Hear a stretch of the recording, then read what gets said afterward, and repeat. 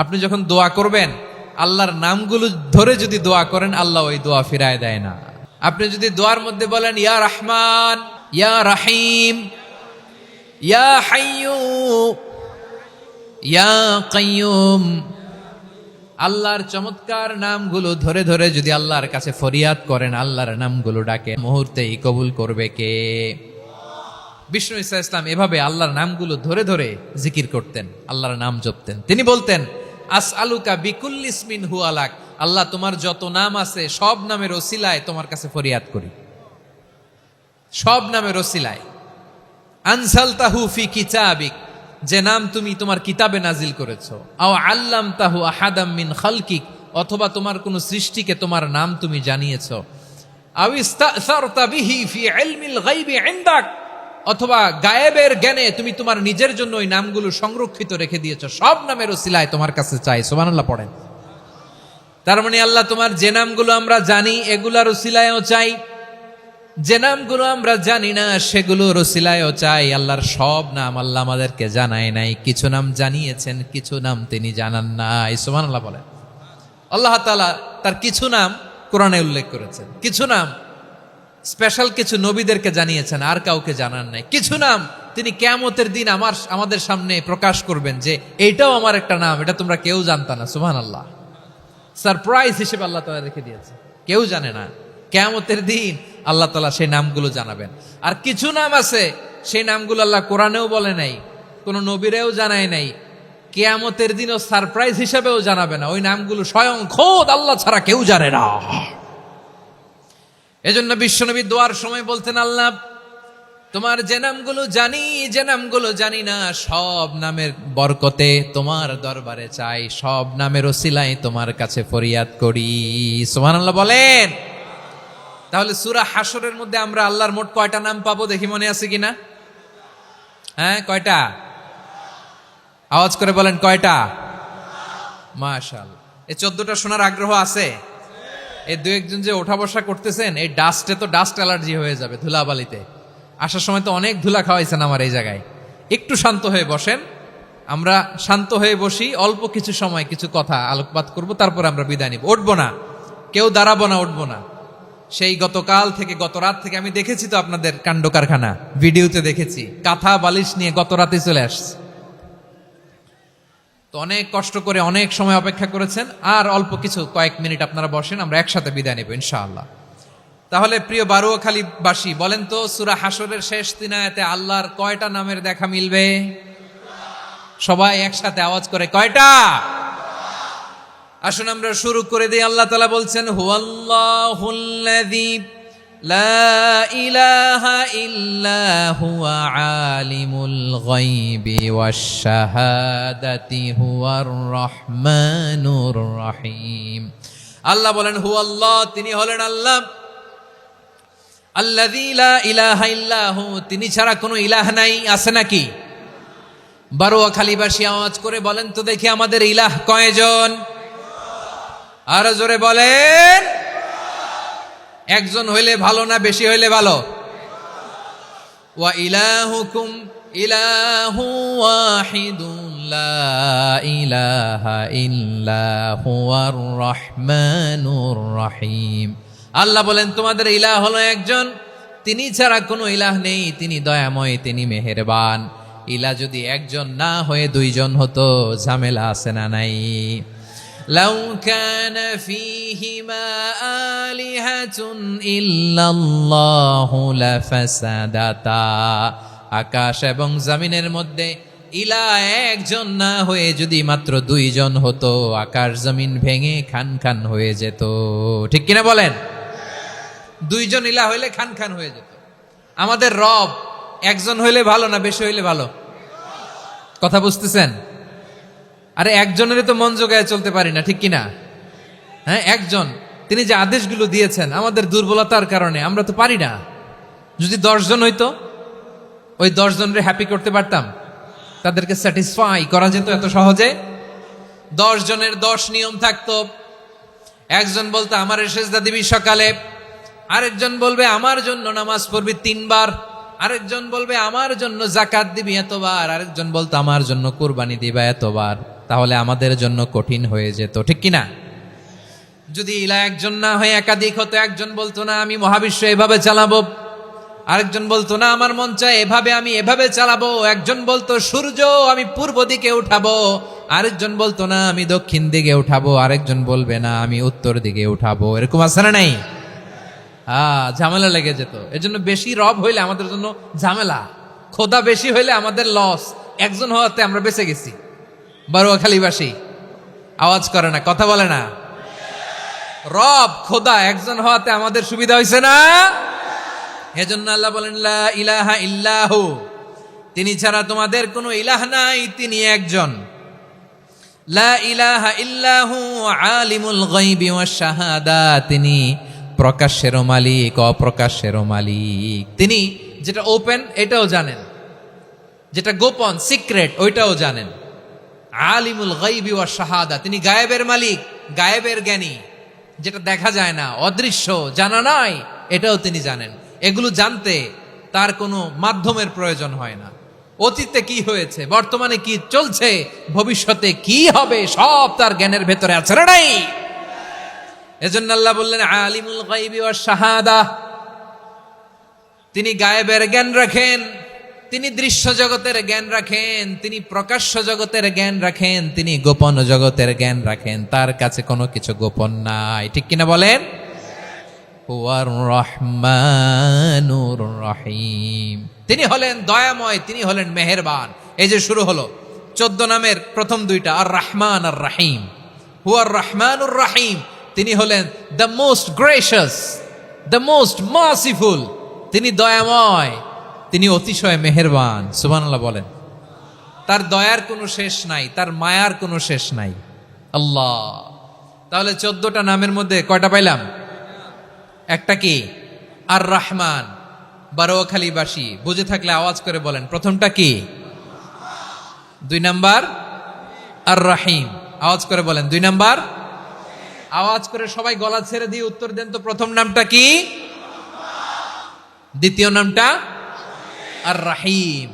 রহমান আল্লাহর one of the major names, আল্লাহর মৌলিক নামগুলোর মধ্যে গুরুত্বপূর্ণ একটা নাম হচ্ছে রহমান। গুরুত্বপূর্ণ নাম কি? রহমান, দয়ার সাগর, মায়ার সাগর। রহমানুন ফিদ দুনিয়া ওয়া রহিমুন ফিল আখিরা, এই দুনিয়ার জন্য আল্লাহ রহমান, দুনিয়াতে আল্লাহ সবাই নাম দিয়ে যদি তোমরা আমার নাম প্রকাশ করতে চাও, জপতে চাও, ডাকতে চাও, তোমরা রহমান নামে ডাকো।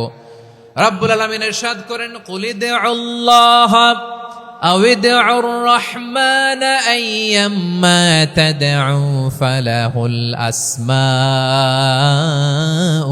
হুসনা, আমাকে আল্লাহ নামে ডাকো কিংবা আমি আল্লাহকে রহমান নামে ডাকো, যে নামেই ডাকো না কেন আমার আছে অনেকগুলো সুন্দর সুন্দর নাম। যে নামেই ডাকো আমি শুনি, ডাকলেই আমি সাড়া দেই, সকালে ডাকলেও সাড়া দেই, দুপুরে ডাকলেও সাড়া দেই, মাঝ রাতেও যদি আমরা বিপদে পড়ি ডাকলে আমাদের ডাকে সাড়া দেয় কে? সবাই বলুন তো, সাড়া দেয় কে? আবার বিশ্বনবী যখন মক্কায় দাওয়াত দিচ্ছিলেন, তিনি মাঝে মাঝে আল্লাহর নাম বলছিলেন, মাঝে মাঝে তিনি রহমান নাম বলছিলেন। যখন তিনি বললেন ওয়াইদা কিলা লাহুমুসজুদু লিররহমানি ক্বালু ওয়ামার রহমান, বিশ্বনবী মক্কায় যখন মক্কার কাফিরদেরকে, কুরাইশদেরকে বলল তোমরা রহমানকে সেজদা দাও, রহমানের ইবাদত করো, রহমানের জন্য সেজদায় লুটিয়ে পড়ো, মক্কাবাসী বলে রহমান আবার কে? রহমান রে তো চিনি না। রহমানকে আল্লাহ চিনি, রহমান চিনি না। মক্কাবাসী কি বলে? কারে চিনে? আল্লাহরে চিনে। কারে চিনে না? রহমান কে তো চিনি না। রহমান আবার কোত্থেকে আসলো? কে Rahman? Who is this Rahman? যখন তারা বলে রহমান রে চিনি না, আল্লাহর গায়রতে আঘাত লেগেছে। আল্লাহ বলে রহমান রে চিনো না, না তাদেরকে চিনানোর জন্য আল্লাহ ৭৮ আয়াত বিশিষ্ট আর রহমান নামে কোরআনে একটা সূরা নাজিল করেছেন। যখন মক্কার কুরাইশরা বলে আল্লাহ চিনি, রহমান চিনি না, আল্লাহ বলে রহমান রে চিনো না, তাহলে চিনে নাও রহমান নামে। তিনি ৭৮ আয়াত বিশিষ্ট কালামুল্লাহ মাজিদে একটা গোটা সূরা নাজিল করে দিয়েছেন। তিনি নাজিল করলেন আর রহমানু আল্লামাল কুরআনা খালাকাল ইনসানা আল্লামাহুল বায়ান। দয়াময় রহমান শেখালেন কোরআন, বানালেন ইনসান শেখালেন বায়ান। দয়াময় রহমান শেখালেন কোরআন, বানালেন ইনসান শেখালেন বায়ান। দয়াময় রহমান শেখালেন কোরআন, বানালেন ইনসান শেখালেন বায়ান। পড়েন আল্লাহু আকবার। আল্লাহ বলে রহমান কারে বলে চেনো না, শুনে নাও। ৭৮ আয়াত বিশিষ্ট গোটা একটা সূরা নাজিল করে দিলাম, সূরাতু আর রহমান। আর রহমান তিনি দয়ালু, আল্লামাল কোরআন তিনি মানুষকে কোরআন শিখিয়েছেন, খালাকাল ইনসান মানুষ বানিয়েছেন, আল্লামাহুল বায়ান মানুষকে কথা বলা বর্ণনা করা শিখিয়েছেন। পড়েন সুবহানাল্লাহ। গোটা একটা সূরাই নাজিল করেছেন, সূরাতু আর রহমান। আমার বারোখালীর ভাইয়েরা, তার নাম হচ্ছে আর রহমান আর রাহিম, মানে দয়াময় মেহেরবান। তার দয়া যে কত বেশি আপনি কল্পনাও করতে পারবেন না, আপনি কল্পনাতেও আনতে পারবেন না তার দয়া কত বেশি। বিশ্বনবী সাল্লাল্লাহু আলাইহি ওয়াসাল্লাম ফরমান, লাম্মা কাদাল্লাহুল খালকা কাতাবা ইনদাহু ফাওকা আরশিহি। আল্লাহ যখন মহাবিশ্বের সব সৃষ্টি করে সারলেন, তিনি আরশের উপরে লিখলেন সাবাকাত রাহমাতি গাদাবি, সাবাকাত রাহমাতি গাদাবি। কোথায় লিখছে? আরশের উপরে। আওয়াজ করে বলেন তো কোথায় লিখেছে? আরশের উপরে আল্লাহ লিখলেন সাবাকাত রাহমাতি গাদাবি। এর মানে হলো আমার দয়ার কাছে, আমার ভালোবাসার কাছে আমার ক্রোধ পরাজয় বরণ করেছে। আমার দয়ার কাছে আমার রাগ কিংবা ক্রোধ পরাজয় বরণ করেছে। মানে আমি আল্লাহর দয়া আছে, আবার আমি আল্লাহর ক্রোধ বা রাগ আছে, কিন্তু আমি আল্লাহর রাগের চেয়ে দয়া বেশি। আওয়াজ করে বলেন, আল্লাহর রাগ বেশি না দয়া বেশি? আল্লাহর যদি রাগ থাকতো আমরা বাঁচতে পারতাম? যে পরিমাণে আকাম খুকাম আমরা করি, অপকর্ম করি, অন্যায় করি, জুলুম করে জুলুমের আড্ডাখানা বানিয়ে রেখেছি গোটা দুনিয়াকে, আল্লাহ যদি মুহূর্তে মুহূর্তে রেগে যেতেন আমরা বাঁচতে পারতাম? মহাবিশ্ব সৃষ্টির পরেই তিনি আরশের উপরে লিখেছেন সাবাকাত রাহমাতি গাদাবি, মানে আমি আমার দয়ার কাছে আমি আল্লাহর ক্রোধ, রাগ, ক্ষোভ এটা পরাজিত হয়েছে। সুবহানাল্লাহ বলেন। আবার বিষ্ণু বললেন জাআলাল্লাহুর রাহমাতা মিয়াতা জুজ। আল্লাহ দয়ার ভালোবাসাকে ১০০ টুকরা করলেন, ৯৯ টুকরা দয়া মায়া ভালোবাসা আল্লাহ নিজের কাছে রেখে দিলেন, আর ১ টুকরা দয়া মায়া ভালোবাসা আল্লাহ গোটা বিশ্বের সবার মাঝে ঢেলে দিলেন। দয়া মায়া ভালোবাসা ১০০ টুকরা করে আল্লাহ নিজের কাছে রাখছেন কয় টুকরা? সবাই বলেন ৯৯ টুকরা। আর গোটা বিশ্বের সবার মাঝে ভাগ করে দিয়েছেন কয় টুকরা? এবার এই ১ টুকরার নমুনা দেখেন তো পৃথিবীতে। স্বামী স্ত্রীর জন্য কত ভালোবাসা, বন্ধু বন্ধুর জন্য কত ভালোবাসা, গার্লফ্রেন্ড বয়ফ্রেন্ডের জন্য গলায় ফাঁস লাগায়, আছে না নাই? এই এখন গলার আওয়াজ বাড়ছে ইয়াংদের। হুজুর এখন গার্লফ্রেন্ড বয়ফ্রেন্ডের ভিতরে ঢুকছে, এখন আমরা আছি হুজুর। জেগে উঠছে বারুয়াখালী। দেখেন এই তো কয়েকদিন আগেই তো, কত বছরের ১২ না কত বছরের এক মেয়ে, কত বছর? ১১। ওই দেখেন সব মুখস্থ দুষ্টগুলার, আর কিছু মুখস্থ না থাকলে এগুলো মুখস্থ। ১১ বছরের, তারে কি বলবো, তরুণীও তো না, কিশোরী। এই কিশোরী ভালোবাসার টানে বাপ মা থুইয়া চলে গেছে কোথায়? দেখেন ভালোবাসারে আল্লাহ ১০০ টুকরা করেছেন, ৯৯ টুকরা ভালোবাসা আল্লাহ নিজের জন্য রেখেছেন, ১ টুকরা আমাদের সবাইকে ভাগ করে দিয়েছেন। যত পাখি আছে পৃথিবীতে, যত মাছ আছে, যত প্রাণী আছে, যত মানুষ আছে, যত জিন আছে, আমরা সবাই মিলে পেয়েছি ভালোবাসার কয় টুকরা? আর আরশে আজিমের অধিপতি আল্লাহ, তিনি তার কাছে ভালোবাসা রেখে দিয়েছেন কয় টুকরা? তাহলে এবার আওয়াজ করে বলেন, আল্লাহর রাগ বেশি নাকি দয়া বেশি? আল্লাহ তুমি দয়ার সাগর রহমানুর রহিম, তোমার দয়াই পূর্ণ আমার সারা নিশিদিন। সবাই পড়েন, আল্লাহ তুমি দয়ার সাগর রহমানুর রহিম, তোমার দয়াই পূর্ণ আমার সারা নিশিদিন। আল্লাহু আকবার। আল্লাহ বলেন রাহমাতি ওয়াসিয়াত কুল্লা শাই, গোটা বিশ্বের সব জায়গায় আমি আল্লাহর রহমত বিস্তৃত, এমন কোন জায়গা নাই যেখানে আমি আল্লাহর রহমত নাই। ঠিক কিনা বলেন? এমন কোন জায়গা নাই আমি আল্লাহর রহমত নাই। আমি আল্লাহর রহমত ছাড়া গাছের একটা পাতা নড়ে না, আমি আল্লাহর দয়ার রহমত ছাড়া গাছের একটা পাতা পড়ে না, আমি আল্লাহর দয়ার রহমত ছাড়া আকাশ থেকে এক ফোঁটা বৃষ্টি ঝরে না। তিনি হলেন রহমান, তিনি হলেন রাহিম। ঠিক কিনা বলে? আল্লাহরে চিনতেছেন? আলোচনার বিষয় কি? আসুন আমাদের রবকে চিনি। তিনি হলেন আর রহমান, তিনি হলেন আর রাহিম। তার দয়ার কোনো শেষ নাই, তার মায়ার কোনো শেষ নাই। বনি ইসরাইলের এক লোক 500 বছর আল্লাহর ইবাদত করেছে। কয় বছর? কোথায় জানেন? সাগরের মাঝখানে এক পাহাড়, ওই পাহাড়ের উপরে বসে 500 বছর টানা আল্লাহর ইবাদত। দিনে আর রাতে একবার করে নিচে নামতেন। সেখানে আল্লাহ তাআলা পাথরের ভেতর থেকে তার জন্য মিঠা পানির ব্যবস্থা করে দিয়েছেন, আর একটা ডালিম গাছের ব্যবস্থা করে দিয়েছেন। সকালে নামলে একটা টসটসে ডালিম, রাতে নামলে টসটসে ডালিম। এগুলো খেয়ে খেয়ে 500 বছর সে আল্লাহর ইবাদত করেছে। আর সে আল্লাহর কাছে বলেছে, আল্লাহ আমি যখন মারা যাব সেজদারত অবস্থায় যেন মারা যাই। ঠিকই আল্লাহ সেজদারত অবস্থায় সাইয়েদনা আজরাইলকে পাঠিয়ে দিলেন। সেজদারত অবস্থায় লোকটা মারা গেল। 500 বছর ইবাদতের পরে আল্লাহর দরবারে কিয়ামতের কঠিন ময়দানে যখন লোকটা হাজির হয়ে যাবে, আল্লাহ বলবেন আদখিলু আবদি আল জান্নাতা বিরহমাতি, আমার বান্দাকে আমার দয়া, আমার ভালোবাসা দিয়ে জান্নাতে ঢুকায়া দাও। 500 বছর ইবাদত করছে তো আমার দয়ায় আমার বান্দারে জান্নাত দাও। এই বান্দা বলে বালবি আমালি, আল্লাহ তোমার দয়া লাগবে কেন? আমি আমার আমল দিয়ে জান্নাতে যেতে চাই। কি দিয়ে? কথা বুঝে নাই বোধহয়। আল্লাহর এই বান্দা কি দিয়ে জান্নাতে ঢুকতে চায়? আমল দিয়ে। আল্লাহ বলছে আমার দয়ায় আমার বান্দারা জান্নাতে নিয়ে যাও ফেরেশতারা। এ বলে আল্লাহ তোমার দয়া লাগবে কেন? সেজদা তো কম দেই নাই, জিকির করতে করতে 500 বছর শেষ করে দিলাম, আবার তোমার দয়া লাগবে? আমি তো আমার আমলেই জান্নাতে যেতে পারি। আল্লাহ বলবেন তাই, ঠিক আছে, আমি চাইলাম দয়া দিয়ে জান্নাত দিব, তুমি চাইলে আমল দিয়ে ঢুকবা। ঠিক আছে, তোমার আমল আর আমার যে দয়া দুইটার একটু মাপ দেই। তোমার 500 বছরের ইবাদত এক পাল্লায় রাখো।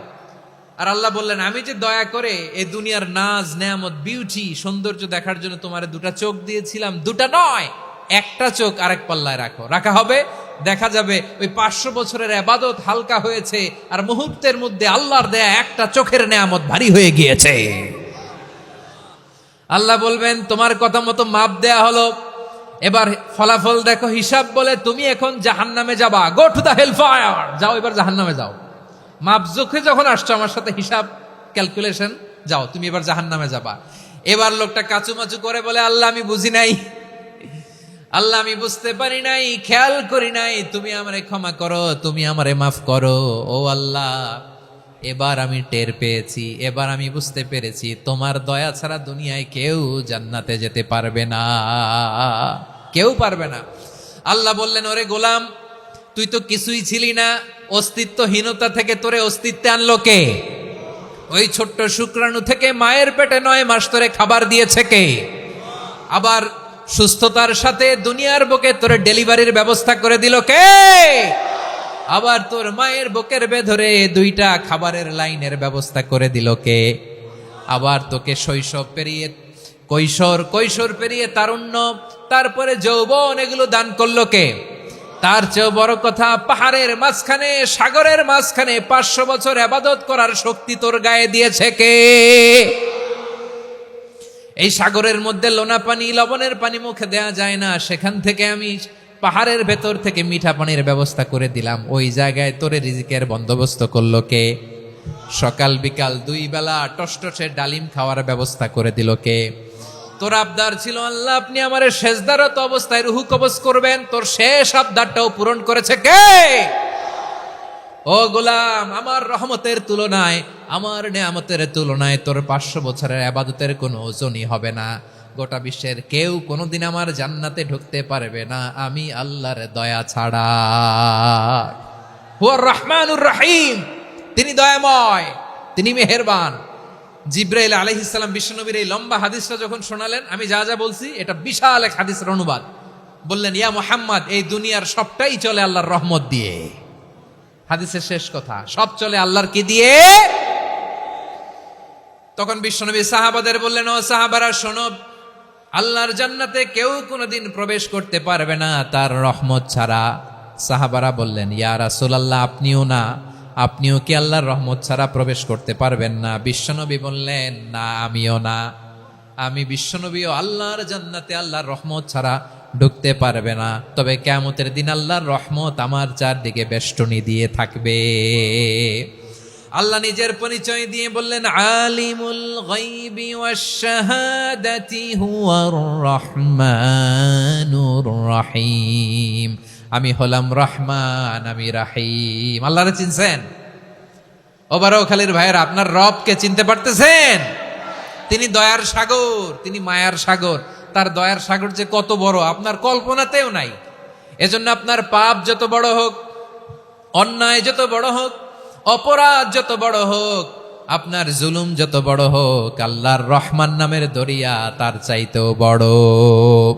আল্লাহ বললেন, খুলিয়া ইবাদিয়াল্লাযীনা আসরাফু আলা আনফুসিহিম লা তাকনাতু মির রাহমাতিল্লাহ ইন্নাল্লাহা ইয়াগফিরুয যুনুবা জামিআ ইন্নাহু হুয়াল গফুরুর রহিম। ও আমার গুনাহগার বান্দারা শোনো, জুলুম করেছো, ভুল করেছো, অন্যায় করেছো, আল্লাহর রহমত থেকে নিরাশ হয়ো না। আমরা বিশ্বাসীরা কশিনকালে আল্লাহর রহমত থেকে নিরাশ হব না, ঠিক কিনা বলেন? আল্লাহর রহমত থেকে নিরাশ হবেন? ভুল করে ফেলছেন, আরে ভুল তো সবাই করে। পাপ হয়েছে, আরে পাপ তো সবার আছে, আমরা সবাই পাপী, সবাই পাপী। যত পাপ হোক, ভুল হোক, অন্যায় হোক, অনুতপ্ত হয়ে তওবা করে, ওযু করে, জায়নামাজটা বিছিয়ে সেজদা দিয়ে চোখের পানি ছাড়েন। চোখের বেয়ে পড়া পানি আল্লাহর কাছে যে কত প্রিয়। অনুতপ্ত বান্দার চোখের পানির ফোঁটা তার চোখ বেয়ে, নাকের ডগা বেয়ে জমিনে ড্রপ করার আগেই আল্লাহর ওই বান্দার সব গুনাহ মাফ করে দেয়। আল্লাহ বললেন, আমি রহমানুর রহিম, আমি দয়াময়, আমি মেহেরবান। এরপর আল্লাহ বললেন, হুয়াল্লাহুল্লাযী লা ইলাহা ইল্লা হুয়াল মালিকুল কুদ্দুসুস সালামুল মুমিন। ওয়াল্লাহুল্লাযী, তিনি এমন আল্লাহ, লা ইলাহা ইল্লাহু, তিনি ছাড়া কোনো ইলাহ নাই। আল মালিক, তিনি হলেন আল মালিক। দুইটা শেষ, আর রহমান আর রাহিম শেষ। এবার আল্লাহ 3 নাম্বার গুণবাচক নামের পরিচয় দিচ্ছেন। আল্লাহ বলছেন, আমি হচ্ছি আল মালিক। আমি কি? মানে সম্রাট।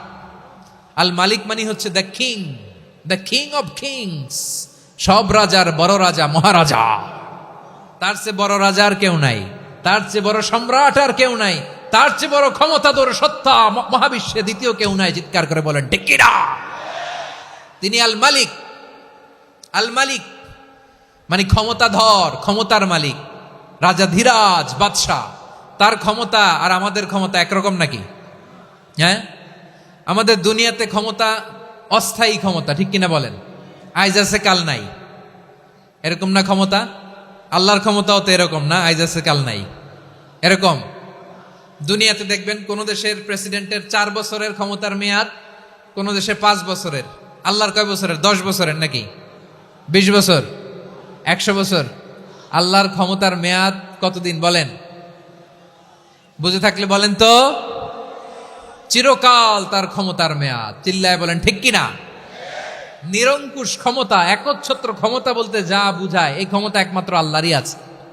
আমাদের ক্ষমতার জন্য আমরা ডিপেন্ড করতে হয়, ওর ডিপেন্ড লাগে, ওই জনমত নেওয়া লাগে, ওই জনগণের কাছে যাওয়া লাগে, ভোট চাওয়া লাগে। এরা ভোট দিলে এরপরে আমরা আসবো, ঠিক কিনা? আবার জনগণ না চাইলে আমরা নাই। আল্লাহর ক্ষমতা কি এরকম? হ্যাঁ। আবার দেখবেন দুনিয়াতে ক্ষমতায় যাওয়ার জন্য জোট করা লাগে। জোট, জোটের রাজনীতি আছে না নাই? জোট হয়, শরিক হয়, এই হয়, সেই হয়, নানাভাবে দুনিয়াতে ক্ষমতায় আসতে হয়। আল্লাহ বলে, আমার ক্ষমতার জন্য কারো উপর বিন্দু পরিমাণ আমার ডিপেন্ড করা লাগে না। সৃষ্টি শুরু থেকে আমি ক্ষমতার চেয়ারে বসা, মহাবিশ্বের শেষ পর্যন্ত, সীমাহীন ভবিষ্যৎ পর্যন্ত আমি ক্ষমতার চেয়ারে থাকবো। আমি হলাম আল মালিক। আমার ক্ষমতার কোনো কমতি নাই, কোনো ঘাটতি নাই। কেউ আমার ক্ষমতা থেকে নামাতে পারবে না। পারা যাবে? এই যে আমরা ফ্যাসিস্ট সরকারের যে আপনারা নামাই দিছেন গণ অভ্যুত্থান করে, মনে আছে? 5ই আগস্টের কথা ভুলে গেছেন এত তাড়াতাড়ি? মনে আছে? আছে। তা আমরা সবাই মিলে যদি একটা গণ অভ্যুত্থান করি তাইলেই তো আল্লাহর ক্ষমতার চেয়ার থেকে নামায় ফেলানো যায়। হ্যাঁ, যাবে না? পারবো না আমরা? কি বলে, পারা যাবে না? আচ্ছা, আমরা না হয় পারলাম না, জিন জাতি যদি আমাদের সাথে জয়েন করে, ম্যানকাইন্ডের সাথে জিনকাইন্ড, ইফ দে জয়েন আস, সবাই মিলে একটা গণ অভ্যুত্থান, রেভলিউশন, ডেমনস্ট্রেশন, প্রোটেস্ট, সবাই মিলে যদি একটা অভ্যুত্থান করি তাইলেই তো আল্লাহর ক্ষমতা শেষ। আওয়াজ করে বলেন, তাইলেই কি আল্লাহর ক্ষমতা শেষ হবে? এই যে বারোয়াখালীর ভাইয়েরা, এদিকে কি হচ্ছে আমি তো দেখতে পাচ্ছি, এরকম হলো কেন? তোমরা খালি বোতল ছুড়লা কেন দু একজনের উপরে? হ্যাঁ, আমার দিকে তাকাও। প্রিয় ভাইয়েরা, শান্ত হন, আমার দিকে তাকান, আর অল্প কয়েক মিনিট আমার দিকে তাকান।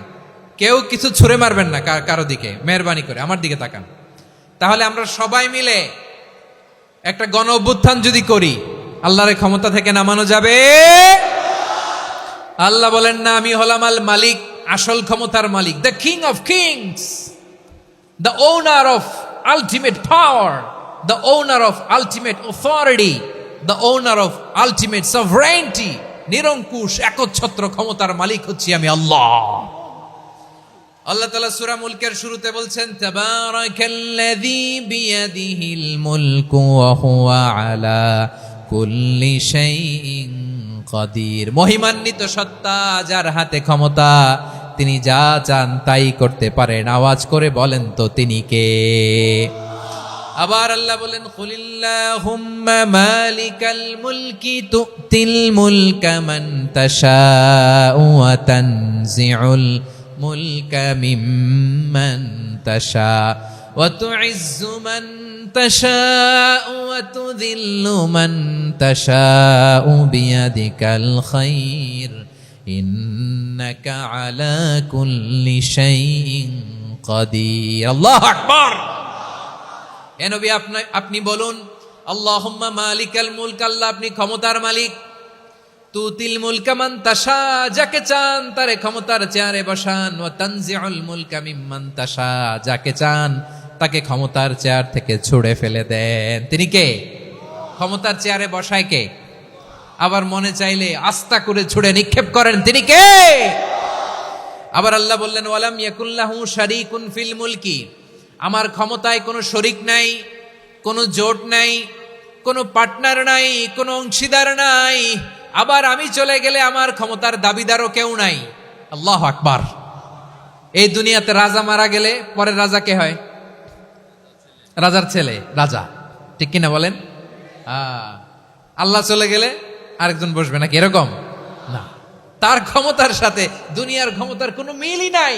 এজন্য তিনি তার নাম দিয়েছেন আল মালিক।